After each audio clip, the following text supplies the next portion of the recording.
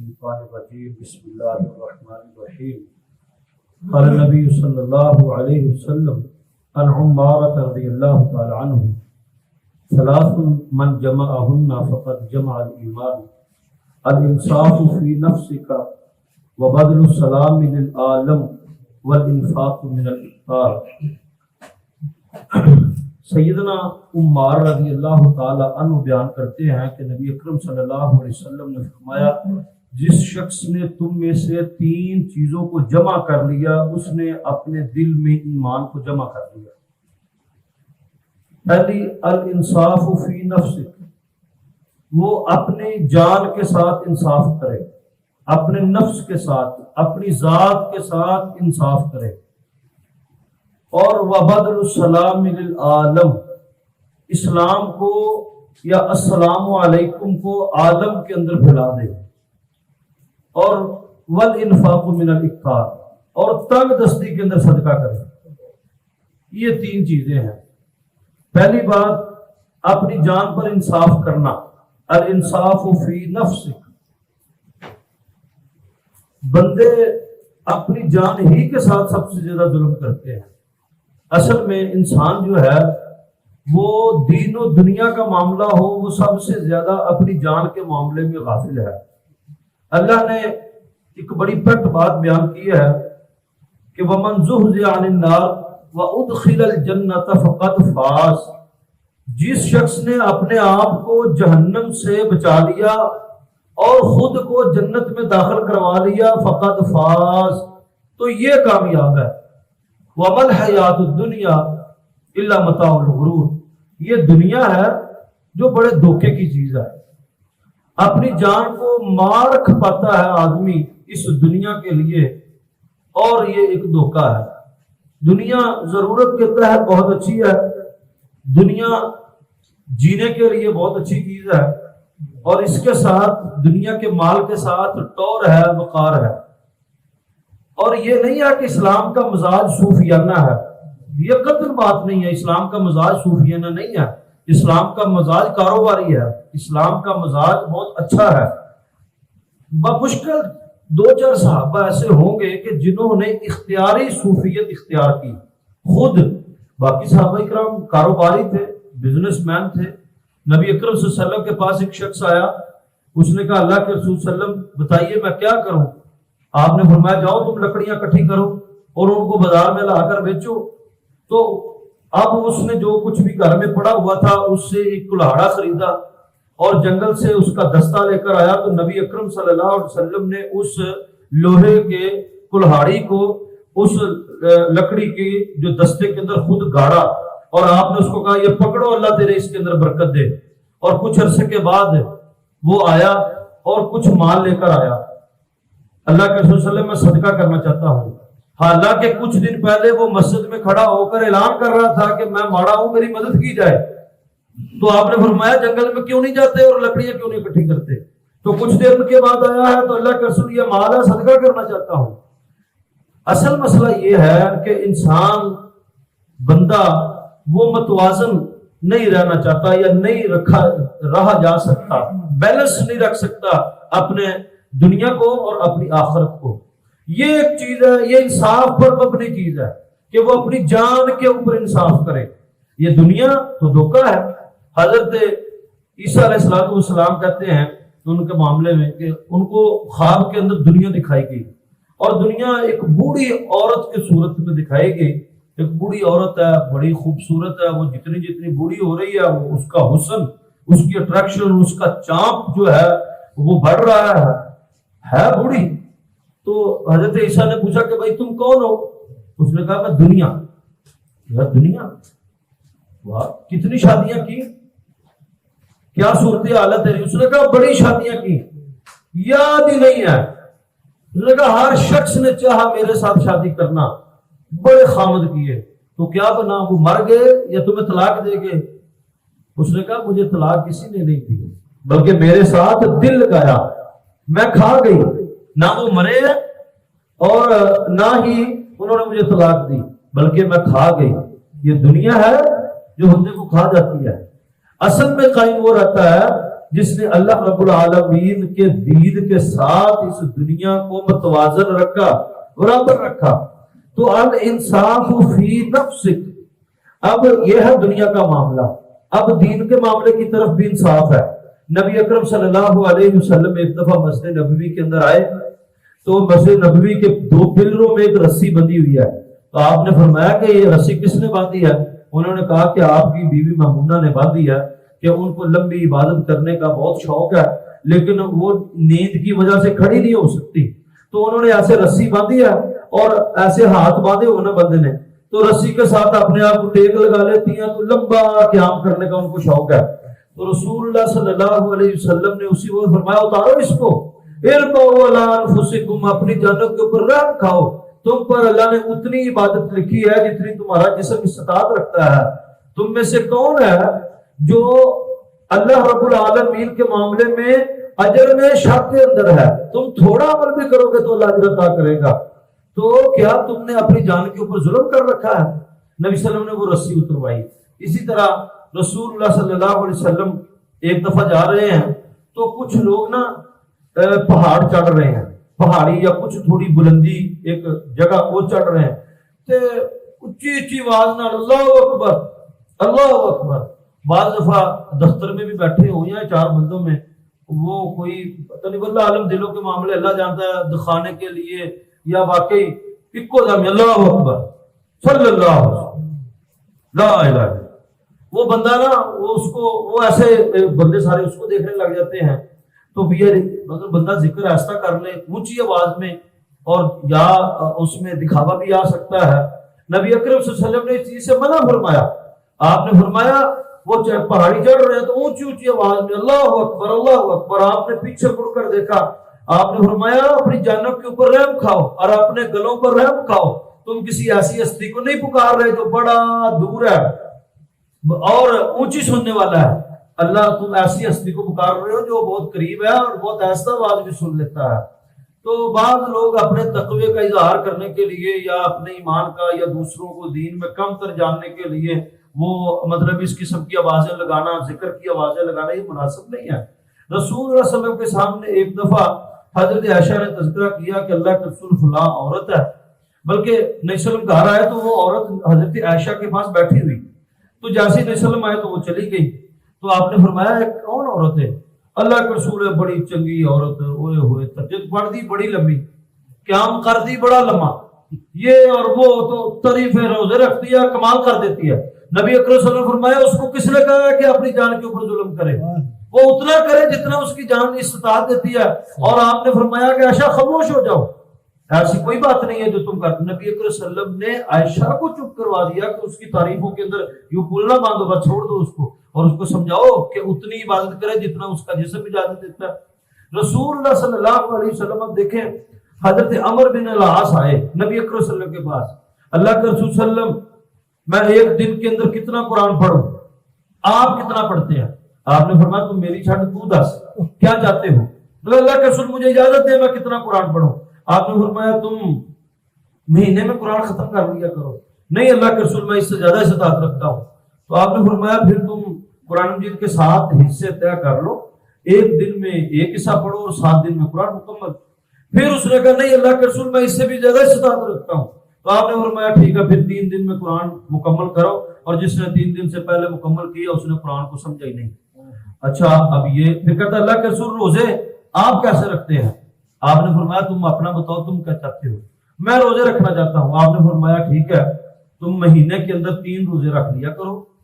اب 13ویں ایام 20 کے روزے، ایام 20 کے روزے ہیں 13 14 15 ایام 20 کے روزے. میرے ذہن میں مکس ہو رہا ہے حجامے کی تاریخیں 17 19 21 وہ حجامے کی تاریخیں ہیں اسلامی. تو 13 14 15 ایام 20 کے روزے رکھ لیا کرو. اس نے کہا نہیں اللہ کے رسول میں اس سے بھی زیادہ استطاعت رکھتا ہوں. تو آپ نے فرمایا ٹھیک ہے پھر سوموار اور جمعرات کا بھی ساتھ شامل کر لو، یہ دونوں بھی روزے رکھ لیا کرو. اللہ کے رسول میں اس سے بھی زیادہ استطاعت رکھتا ہوں. آپ نے فرمایا پھر داؤد سے بڑھ کر اچھے روزے کسی کے نہیں ہو سکتے کہ حضرت داؤد علیہ السلام روزے رکھتے تھے تو وقت یوم و صوم یوم، ایک دن روزہ رکھتے تھے ایک دن چھوڑتے تھے. تو تم یوں کر لیا کرو. انہوں نے کہا ٹھیک ہے میں ایسے ہی کروں گا۔ تیسرا انہوں نے رات کے قیام کی اجازت مانگی، لمبا قیام کرنے کی، آدھی رات، آدھی سے بھی کچھ زیادہ۔ آپ نے فرمایا نہیں، تم 3 حصے سو اور 1 حصہ قیام کرو، نہیں استطاعت رکھتا ہوں زیادہ۔ انہوں نے اجازت مانگ لی کہ 3 حصے قیام کروں گا اور 1 حصے سوؤں گا، تو وہ چلے گئے۔ جب بوڑھے ہو گئے عمرو بن العاص رضی اللہ تعالیٰ عنہ، تو اب بوڑھا آدمی تو اتنی نہیں طاقت رکھتا، اور ان کے لیے اب یہ فرض تھا کیونکہ یہ اللہ کے رسول سے اپنے لیے عبادت اجازت لے کر آئے ہوئے تھے اور اللہ کے رسول سے اپنی اجازت اپروو کروائی ہوئی تھی۔ جب بوڑھے ہو گئے تو یہ مکمل نہیں کر سکتے تھے عمل، تو پھر وہ رویا کرتے تھے اور کہتے تھے لو قبلت رخصت رسول اللہ صلی اللہ علیہ وسلم، کاش میں اللہ کے رسول کی رخصت قبول کر لیتا کہ آپ نے جو رخصت مجھے دی تھی نا میں قبول کر لیتا اور آج اپنی جان پر اتنا ظلم نہ کرتا۔ اسی طرح نبی اکرم صلی اللہ علیہ وسلم نے ایک دفعہ ایک شخص کو دیکھا کہ وہ ٹوٹی جوتی پہنی ہوئی، اجڑے ہوئے بال اس کے اور پھٹے کپڑے، تو آپ نے فرمایا کہ یہ جو بندہ جا رہا ہے یہ ماڑا بندہ غریب آدمی ہے، اس کے ٹوٹی جوتی پھٹے کپڑے اور اڑے ہوئے بال اس کے۔ صحابہ نے کہا نہیں اللہ کا رسول، اس کے پاس اتنی بکریاں، اتنے اونٹ، اتنی بھیڑیں، بڑا خوش ہے، مالدار آدمی ہے۔ اس پر نبی اکرم صلی اللہ علیہ وسلم کو غصہ آیا، آپ نے فرمایا بلاؤ اس کو۔ بلایا گیا، آپ نے فرمایا بتاؤ یہ تیرا کیا حال ہے، کیا تجھے اللہ نے مال نہیں دیا؟ نہ، اللہ کا رسول بڑا مال اللہ نے دیتا، بڑا خوش، یہ جوتی کپڑا وہ بکریاں اونٹ بھیڑے۔ آپ نے فرمایا پھر اللہ کو یہ دکھانا چاہتا ہے کہ تجھے اللہ نے کچھ نہیں دیا، اور اللہ خوبصورت ہے، خوبصورتی کو پسند کرتا ہے، تم اپنی جان پر کیا ظلم کر رہے ہو کہ تیرے بال اڑے ہوئے ہیں، جاؤ جا کر نہاؤ، اچھے کپڑے پہنو، اللہ کی نعمتیں اور احسان تیرے اوپر نظر آنے چاہیے۔ اور پتہ اکثر ہوتا کیا ہے، چنگا بھلا مالدار آدمی ہے، اس کے گھر ملنے کے لیے چلے جاؤ، یا اس کو پتا ہے یا مطلب جاب والے نوکری والے لوگ نے انہوں نے پتا اتوار والے دن نوکری تے نہیں جانا، وہ گھر بھی سارا دن نہیں نہاؤندے، وہ سارا دن وہ گندے جے ٹروزر تے گندی جی شرٹ دے وچ رہندے نے۔ وہ بھائی تیرے خوبصورت رہنے کا سب سے زیادہ حق تیری بیوی کے لیے ہے کہ تو اپنی بیوی کے لیے خوبصورت رہ، اور 6 دن تم نہاتے ہو اور 1 دن نہانے سے ڈرتے ہو۔ اچھا کپڑے، بھائی بیوی کو بھی بچوں کو بھی تو ٹینشن ہو کر دکھاؤ، اچھے کپڑے پہن کے دکھاؤ، وہاں پر وہ گندا ٹروزر رکھا ہوا ہے اور گندی جی شرٹ رکھی ہے، اور ساری اتوار انہیں یہ بھی کٹ دینی ہے۔ انہوں ملنے بھی جاؤ تو انہیں کینچی چپل پائی ہوتی تھے، گھروں باہر آ رہا اپنا مطلب ہے کہ وہ بھائی اگر تم گھر میں ہو تو کیا گھر میں اب تم کتنے جانا نہیں گا، نہانا منع ہے؟ وہ بھائی نہاؤ، اپنی بیوی کو خوبصورت ہو کر دکھاؤ، اپنی بیوی کے لیے تیار ہو، گھر میں بھی اچھے بن کے اپنی چینوں کے اوپر رحم کھاؤ۔ لوگوں کو دکھانے کے لیے تم پینٹیں بھی پہنتے ہو، شرٹیں بھی کستے ہو، اور جناب جی گھڑیاں بھی باندھ کے آتے ہو، اور بیوی کے لیے گندے گدی لے ہو کر رہتے ہو۔ نہیں، بیوی بچوں کے لیے تم نمونہ ہو، تم سربراہ ہو اپنے گھر کے، خود صحیح اپنی روٹین کے ساتھ جیسے اٹھتے ہو ایسے اٹھے، چلو 2 گھنٹے لیٹ اٹھے صحیح نیند پوری کرنے کے لیے، اٹھ کر نہاؤ، تیار ہو، اچھے کپڑے پہن کر اپنے بیوی بچوں کے سامنے پیش ہو، یہ تیرے لیے بہتر ہے، یہ تیرے لیے اچھا ہے۔ دوسری بات نبی صلی اللہ علیہ وسلم نے کہی وَبَدْلُ السَّلَامِ لِلْعَالَمِ، سلام کو عالم تک پھیلانا، سلام کرنا، ہر چھوٹے بڑے کو ہر ایک کو سلام کرنا۔ نبی اکرم صلی اللہ علیہ وسلم نے فرمایا تم میں سے کوئی شخص اس وقت تک جنت میں داخل نہیں ہو سکتا جب تک آپس کے اندر محبت نہ کرنے لگ جائے۔ تو اولا ادلکم علی شیء، کیا میں تمہیں ایک ایسی چیز کی خبر نہ دوں کہ جو تمہارے درمیان محبت پیدا کر دے، کہ تم سلام کو عام کرو اور ایک دوسرے کو سلام کیا کرو، اللہ سلام کے ذریعے تمہارے دلوں میں محبت پیدا کر دے گا، اور یہ محبت اللہ رب العالمین کی جنت کے اندر لے جائے گی۔ یہ محبت تو سلام، افشوا السلام، سلام کو عام کرو۔ نبی اکرم صلی اللہ علیہ وسلم نے سلام پر 10 نیکیاں بیان فرمائی، اور جس نے سلام میں پہل کی اس کو 10 نیکیاں زیادہ دی جائیں گی، اور جس نے سلام کے اندر دیاتی والسلام علیکم ورحمۃ اللہ وبرکاتہ 30 نیکیاں رسول اللہ صلی اللہ علیہ وسلم نے فرمایا 30 نیکیاں عطا کی جائیں گی۔ ہمارے ایک استاد محترم تھے، ہم نے بڑی کوشش کرتے ہوتے تھے کہ کبھی ان سے پہلے سلام کر لیں۔ ان کی عادت ہوتی تھی کہ وہ دور سے کہتے تھے بیٹا السلام علیکم، تو اسی سوچتے سا بھی نیڑے قریب جاؤں گے تو سلام کریں گے، ان کو پتہ چل جاتا تھا کہ انہوں نے مجھے پہلے سلام کرنا ہے۔ اتنی نیکی کی چاہت، اتنی نیکی پہلے کرنے کی تڑپ کہ سلام تو کرنا ہی ہے، سلام کا جواب ہی دینا ہے، تو پہلے کر کے سلام تو 10 نیکی زیادہ کیوں نہ لی جائے؟ تو وہ دور سے کہہ دیتے تھے السلام علیکم ورحمۃ اللہ، یہ نیکی کی چاہت ہے۔ یہ نیکی حاصل کرنے کی تڑپ ہے، لگن ہے، شوق ہے، اس وقت جب ایک نیکی کے لیے آپ پورا میدان معاشر کنگال اٹھیں گے، ایک نیکی کوئی دے دے تو نیکی ایک نہیں دے گا، تو یہاں پر تو نیکیاں کرنے کے 100 موقع ہیں، تو موقع نیکی کرنے کا ضائع نہ کیے جائے۔ السلام علیکم ورحمۃ اللہ کہ اللہ دلوں کے اندر ہر طرح کے علم کو نکل دیتا ہے۔ وہ اس کے بعد آخری والانفاق من الاکثار، تنگ دستی کے اندر صدقہ کرنا، یعنی کہ یہ نہیں ہے مطلب ہوتا ہے کہ رمضان صدقہ زکات میں بھائی تمہاری جیبوں میں، تمہاری پاکٹ منی میں، یا تمہارے مہینے کی آمدن میں بھی اللہ کا حق ہے، اس میں سے بھی خرچ کرنا۔ تنگ دستی کے اندر آپ کو 100 روپیہ ہے، اس کی ضرورت ہے، لیکن اس میں سے بھی 5 روپے اللہ کے راستے میں دے دینے، یہ بہت بڑی نیکی ہے، اور اللہ کو تنگ دستی کا صدقہ پسند ہے۔ ایک واقعہ بیان کر کے بات کو مکمل کریں گے۔ نبی اکرم صلی اللہ علیہ وسلم کے ایک صحابی تھے ابو عقیل انصاری، بڑے ماڑے، بڑے غریب صحابی، ماڑے بچارے، اور نبی اکرم صلی اللہ علیہ وسلم نے اعلان کر دیا غزوہ احد میں چندے کا، کہ غزوہ احد کے اندر چندہ جمع کیا جائے، جنگ لڑنے، غزوہ تبوک کے لیے جنگ لڑنے جانی ہے شام کے بارڈر پر، اور تبوک کے لیے جس میں حضرت عثمان نے جو ہے وہ 100 اونٹ بھرے ہوئے لدے ہوئے مال کے دیے، حضرت ابوبکر صدیق نے اپنے گھر کا سارا مال، اور حضرت عمر نے اپنے گھر کا آدھا مال۔ اب کتنا مال ہے، کتنا مال ہے؟ حضرت ابوبکر صدیق کا سارا گھر، حضرت عمر کا آدھا گھر، حضرت عثمان کے 100 اونٹ، ڈھیر لگا ہوا مال کا۔ اتنے میں ابو عقیل انصاری آئے، اور انہوں نے کیا لے کر آئے اور کیسے؟ رات گزاری ایک یہودی کے باغ، کھجوروں کے باغ کو پانی دیتے ہوئے۔ اس نے کہا کہ یار مجھے کچھ مزدوری دے دینا، اور میں نے جمع کروانی اللہ کے رسول صلی اللہ علیہ وسلم، میرے کچھ گھر میں دینے کے لیے کچھ نہیں ہے، مزدوری کر کے اللہ کی راہ میں ضرور دے سکنا۔ اب یہ جتنے بھی مزدور ہیں یا مانگنے والے بھی ہیں، یہ تو مانگتے ہیں اللہ کی راہ میں، انہوں نے کیا دینا ہے، تو ان کے اوپر بھی حالانکہ حق ہے، جو اس میں سے تنگ دستی کے اندر صدقہ کرنا لازم کرنا۔ اب وہ بیچارے نے نوکری کی ایک رات، اور اس نے کہا کہ جتنے تم ڈول پانی کے نکالو گے، ہر ڈول کے عوض ایک کھجور دیں گے۔ انہوں نے ساری رات کے اندر 250 یا 300 ڈول نکالے، تو وہ 250-300 کھجوریں ان کو ملی۔ وہ 250-300 کھجوریں جو تھی نا، وہ 2.5 کلو 2.5 کلو کے قریب، 1 سا کے قریب تقریباً کھجوریں بنتی تھی۔ وہ گھر آئے، ان میں سے تھوڑی سی کھجوریں اپنے گھر میں کھانے کے لیے رکھی، اور باقی کھجوریں ایسے نا چھپاتے ہوئے کہ لوگوں نے انہاں مال دیتا ہے، حضرت عثمان نے انہاں مال، حضرت علی نے انہاں مال، حضرت ابوبکر صدیق نے، دماغ میں تھا کہ یار انہوں نے اتنا مال دیا اور میرا حقیر سا مال ہے، 1.5 کلو کھجورہ کا کی بنے گا۔ اور شرمندگی کے ساتھ چھپتے چھپاتے اس طرح پیچھے لگا کے نبی صلی اللہ علیہ وسلم دیکھو علی اللہ رسول ذرا قبول کرنا۔ اور اس ابو عقیل انصاری کے آنے سے پہلے جبریل امین نبی صلی اللہ علیہ وسلم کے پاس آئے کہ آپ کے دربار میں حاضر ہو رہے ہیں ابو عقیل انصاری، اور اللہ رب العالمین کو ان کا صدقہ اتنا پسند آیا ہے کہ اس کی انتہا نہیں ہے، آپ ان کے ساتھ بڑا اچھا معاملہ کرنا، اللہ رب العالمین کو اس کا صدقہ پسند ہے۔ اور اللہ رب العالمین نے ساری بات نبی صلی اللہ علیہ وسلم کو وحی کے ذریعے ان کے آنے سے پہلے بتا دی۔